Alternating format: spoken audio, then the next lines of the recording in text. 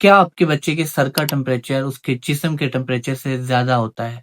आप जब भी बुखार चेक करते हैं तो बच्चे का टेम्परेचर बिल्कुल नॉर्मल होता है, लेकिन जब भी सर पे हाथ लगाते हैं तो वो गर्म होता है और जिस्म ठंडा रहता है। आज हम वालिदैन की इस कन्फ्यूजन के बारे में डिस्कस करेंगे। अस्सलाम वालेकुम, मेरा नाम है डॉक्टर वलीद इरशाद और आप देख रहे हैं क्लिनिक ऑफ पीडियाट्रिक्स। ये सबसे ज़्यादा एक कन्फ्यूजिंग क्वेश्चन होता है कि बच्चे का सर का टेम्परेचर क्यों जिस्म के टेम्परेचर से ज़्यादा होता है, हालाँकि उसे बुखार नहीं है। तो आज हम डिस्कस करेंगे ये क्यों होता है, ऐसी कौन-सी रीज़न्स हैं जिसकी वजह से ये तमाम चीज़ें होती हैं। नंबर 2 बच्चे के अंदर कौन-सी ऐसी कंडीशन है जिनको देखकर आपको फ़ौरन अपने बच्चे को डॉक्टर के पास लेके जाना है और इस कंडीशन के दौरान आपने अपने बच्चे के साथ कौन-सी ऐसी चीज़ें हैं जो बिल्कुल नहीं करनी। देखिए, सबसे पहले तो आपको याद रखें कि जब बच्चा पैदा होता है, तो उसका जो सर का साइज़ होता है वो 35 टू 37 सेंटीमीटर होता है।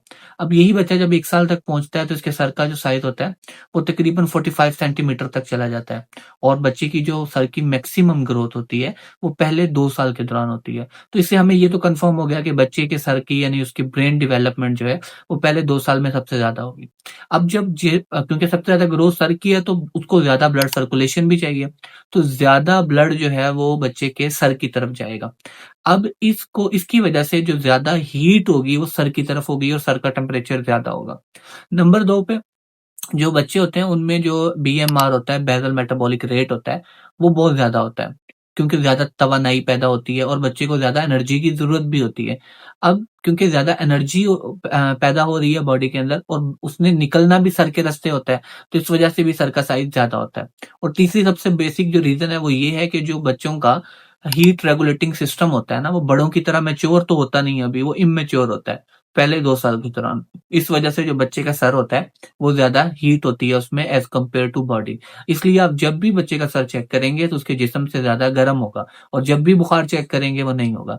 तो इससे एक बात तो क्लियर हो गई कि बच्चे का सर का साइज़ सर का जो टेम्परेचर होता है वो ज़्यादा होना कोई खतरे की बात नहीं होती।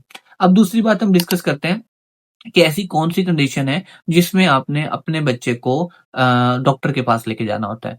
देखें, अगर आपके बच्चे का बुखार जो है वो 100.4 से ज़्यादा आ रहा है, चाहे वो रेक्टल हो या चाहे वो आपने किसी डिजिटल थर्मामीटर के साथ चेक करें।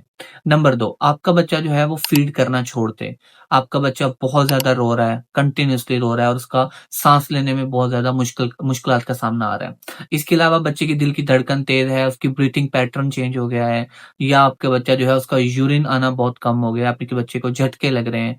ये तमाम वो सूरतें हैं जिसमें आपने घर में इंतज़ार नहीं करना और अपने बच्चे को फ़ौरन डॉक्टर के पास लेके जाना होता है। और ऐसी कौन-सी चीज़ें होती हैं जो आपने अपने घर में बिल्कुल नहीं करनी। उसमें सबसे पहले नंबर पर ये आ जाता है कि जो हम बगैर वजह के अपने बच्चों को ब्रूफन, पैनाडोल देना स्टार्ट कर देते हैं। लेकिन जब तक आप अपने बच्चों का टेम्परेचर ना चेक कर लें, आपने अपने बच्चों को कोई भी मेडिसिन नहीं देनी।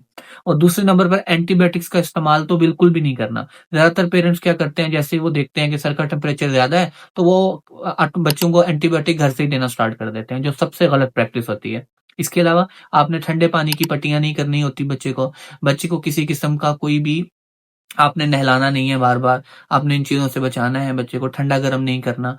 आपने कोशिश करनी है कि घर में किसी भी किस्म की होम रेमेडी नहीं देनी, जब तक आप अपने बच्चे का टेम्परेचर चेक ना कर लें और उसका जो थर्मामीटर पे टेम्परेचर 100 या 100.4 से ज़्यादा ना हो जाए। तब तक आपने अपने बच्चे को किसी भी किस्म की कोई भी फर्स्ट एड नहीं देनी होती। आपने बिल्कुल आपके बच्चे के सर का टेम्परेचर जो होता है वो जो टेम्परेचर ज़्यादा होना और बॉडी का कम होना बिल्कुल नॉर्मल है। जैसे हमने अभी डिस्कस कर लिया है। उम्मीद करता हूँ कि ये वीडियो आपके लिए काफ़ी इन्फॉर्मेटिव साबित हुई होगी। इस तरह की मज़ीद इन्फॉर्मेटिव वीडियो के लिए देखते रहें क्लिनिक ऑफ पीडियाट्रिक्स।